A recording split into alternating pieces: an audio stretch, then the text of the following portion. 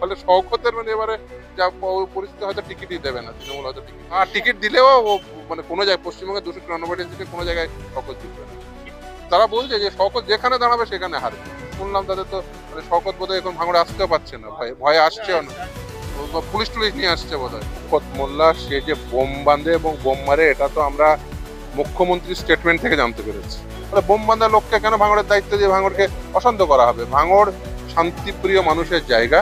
Even Trinamool কংগ্রেসের যারা সমর্থক, তারাও আমাকে অনেকেই বলেছেন যে এ কি অসভ্যের মতো কথা বলছে, আমাদের আমাদের বিশ্বাস নিয়েও খেলা করছে। শামীমদা, আমরা এদিনে দেখলাম যে ভাঙড়ের প্রাক্তন বিধায়ক আরাবুল ইসলাম এবং কাইজার আহমেদ শওকত মোল্লা খেদাও ডাক দিয়েছে ভাঙড় থেকে, কি বলবেন? খুব স্বাভাবিক, তার কারণ হচ্ছে শওকত মোল্লা সে যে বোম বাঁধে এবং বোম মারে, এটা তো আমরা মুখ্যমন্ত্রীর স্টেটমেন্ট থেকে জানতে পেরেছি। ফলে মুখ্যমন্ত্রী এই ব্যাপারে সব থেকে বেশি ওয়াকিবহাল। তিনি পুলিশ মন্ত্রী হওয়া সত্ত্বেও তাকেই কি করে যে ওই দলের একটা টিকিট দিলেন, তারপরে তাকে বিধায়ক নির্বাচিত হতে দিলেন, তারপরে তাকে ভাঙড়ের দায়িত্ব দিলেন, আসলে বোঝাই যাচ্ছে যে মুখ্যমন্ত্রী ভাঙড়টাকে অশান্ত করতে চাইছেন। ফলে ভাঙড়ের মানুষ কেন অশান্ত ভাঙড় চাইবেন? ফলে ভাঙড়ের মানুষ খুব স্বাভাবিকভাবেই, যারা ভাঙড়ের নেতা, তাদের উপর চাপ তৈরি করছে। সাধারণ মানুষ যে এরকম একটা চোর গুন্ডা বদমাইশকে কেন ভাঙড়ের দায়িত্ব দেওয়া হবে? সে এসে ভাঙড়ের শান্ত পরিবেশকে অশান্ত করছে। ফলে চোর গুন্ডা বদমাইশের তো ভাঙড়ের কোনো জায়গা নেই। ফলে চোর গুন্ডা বদমাইশের বিরুদ্ধে ভাঙড়ের মানুষ এক এক কাট্টা হচ্ছে। সে আরাবুলি হোক, সে কাইজারি হোক, ভাঙড়ের সাধারণ মানুষই হোক, সবাই ওই শওকতের বিরুদ্ধে আচরণ করছে। তার কারণ মুখ্যমন্ত্রী তিনি নিজেই স্টেটমেন্ট দিয়ে বলেছেন যে ও বোম বাঁধে। তাহলে বোম বাঁধা লোককে কেন ভাঙড়ের দায়িত্ব দিয়ে ভাঙড়কে অশান্ত করা হবে? ভাঙড় শান্তিপ্রিয় মানুষের জায়গা। সেখানে নওশাদ সিদ্দিকের মতো একজন বিধায়ক আছে, ফুরফুরা শরীফের সিলসিলা সঙ্গে যুক্ত, সেই বাড়ির ছেলে পীরজাদা, সেরকম একটা ভালো ছেলে ওখানে বিধায়ক। ভাঙড়ের শান্তিপ্রিয় জায়গায় অশান্তি তৈরি করছে এইসব শওকতের মতো এইসব গুন্ডা বদমাইশরা। ফলে সেই গুন্ডা বদমাইশদের মুখ্যমন্ত্রী বলেছে যে ও বোম বাঁধে। ফলে ওই রকম বোম বাঁধা লোককে কেন ভাঙড়ের দায়িত্ব দেওয়া হবে? এবং এর আগে মার্ডার টাডার হয়েছে, সেসব ইনস্টেন্সেস আছে। ফলে এগুলো যেগুলো করছে শওকত, সেগুলো খুব ভুল করছে এবং এর বিরুদ্ধে একে অ্যারেস্ট করা উচিত। 2023-এর পঞ্চায়েতে উত্তাল হয়েছিল ভাঙড়, সারা বাংলার মানুষ ভাঙড়ের দিকে চেয়েছিল এবং উহা দ্বারা 9 জন মানুষ খুন হয়েছিল। সেই সময় কিন্তু এই আরাবুল এবং কাইজার শওকত মোল্লার সঙ্গে ছিল। তখন কিন্তু এই আরাবুল কাইজার শওকত মোল্লাকে খুনি বা গুন্ডা বলেননি। আজকে কেন? সে তো দেখুন, দস্যু রত্নাকরই তো পরবর্তীতে তার পরিবর্তন হয়, তাই না? দস্যু রত্নাকরদের তো পরিবর্তন হয়। ভাঙড়ের মানুষ নিশ্চিতভাবেই চাইবেন যে ভাঙড় যেন শান্ত থাকে। দেখুন, আরাবুল বা কাইজার সে শওকতে থাকবে কি থাকবে না সেটা তো সাবজেক্ট ম্যাটার নয়। সাবজেক্ট ম্যাটার ভাঙড় শান্ত থাকবে কি থাকবে না। ভাঙড় যদি শান্ত রাখতে হয়, তাহলে ভাঙড় ভাঙড়ের মানুষ চাইবেন না নিশ্চিতভাবেই তাদের নেতৃত্ব কোনো বোম বাঁধা লোকদের। ভাঙড়ের মানুষ বলছেন যে আরাবুল এবং কাইজার যথেষ্ট ভাঙড়ের বিরোধী সিপিএম আইএসএফকে যথেষ্ট অত্যাচার করেছে। এই আরাবুল কাইজার আজকে যে বক্তব্যগুলো দিচ্ছে তার মানে তাদের বোধহয় দেখুন ক্লাস থাকতেই পারে, সেটা নিয়ে কোনো বক্তব্য নেই, কিন্তু ভাঙড়কে শান্ত রাখা হবে নাকি অশান্ত রাখা হবে?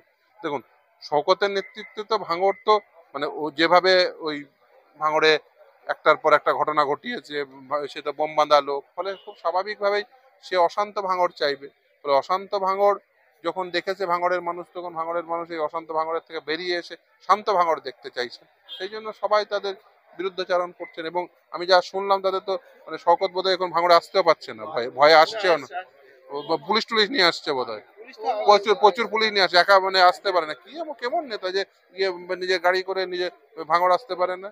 একবার ভারী ভাঙড় গাড়িতে আসতে বলবেন, পুলিশ ছাড়া, তাহলে ভাঙড়ের মানুষ বুঝিয়ে দেবে, রসগোল্লা খাইয়ে দেবে, ভালো ভালো রসগোল্লা। এই ইতিমধ্যেই আরাফুল কাইজার সহ বেশ ক্যানিং পূর্বেরই একজন নেত্রী, তার নাম বেবি, তিনি পুরনো তৃণমূল, তিনিও শওকত মোল্লার বিরুদ্ধে মুখর হয়েছে। চারদিক দিয়ে শওকত মোল্লার বিভিন্ন জায়গা থেকে যে ওর যা ফুরপুরা শরীফের পীরজাদারা, ফুরপুরা শরীফের সে তহা সিদ্দিকী হন বা ইব্রাহিম সিদ্দিকী হন, যে যা যা বলেছেন, তাতে আমি তো বুঝছি যে ইভেন ধরুন কিছু ফুরপুরা সিলসিলার কিছু মানুষ যারা তৃণমূলের পক্ষে ভোট দেন, তারাও তো শওকতের বিরুদ্ধে ভোট দেন।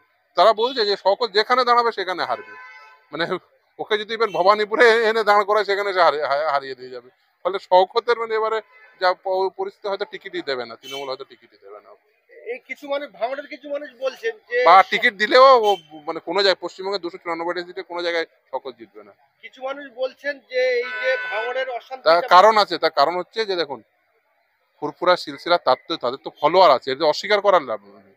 দেখুন, গোটা পশ্চিমবঙ্গ জুড়ে প্রায় 1 কোটির অধিক ফলোয়ার। এবার সেই ফলোয়াররা তো বিভিন্ন জায়গায় তাদের ভোট আছে।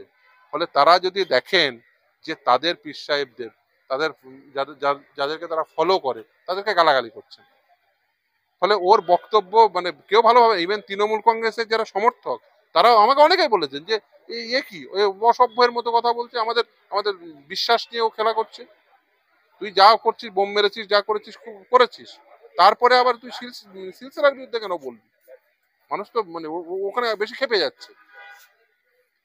যারা ইভেন তৃণমূল কংগ্রেসকেও ভোট দেবেন বলে ঠিক করেছেন, তারা তো এর স্টেটমেন্ট আরো খেপে যাচ্ছে। ভাঙড়ের কিছু মানুষ বলছেন যে অভিষেক বন্দ্যোপাধ্যায় এবং মমতা ব্যানার্জি এই শওকত মোল্লাকে দায়িত্ব দিয়ে ভাঙড়ের শান্ত ভাঙড়কে অশান্ত করছে অভিষেক বন্দ্যোপাধ্যায় এবং মমতা ব্যানার্জি। তার কারণ যে আইএসএফ দল তৈরি হওয়ার পর থেকে আব্বাস সিদ্দিকীর সঙ্গে শওকত মোল্লার একটা টার্চেল, একটা বিরোধ রয়েছে। সেই শওকত মোল্লাকে ভাঙড়ের অবজারভার করে দায়িত্ব দিতে হলো। সেই জন্যই তো দেখুন, সেই শওকত মোল্লা বেসিক্যালি তো একজন মানে যে বোম বান্ধা লোক, সেটা তো মমতা বন্দ্যোপাধ্যায় বলেছেন।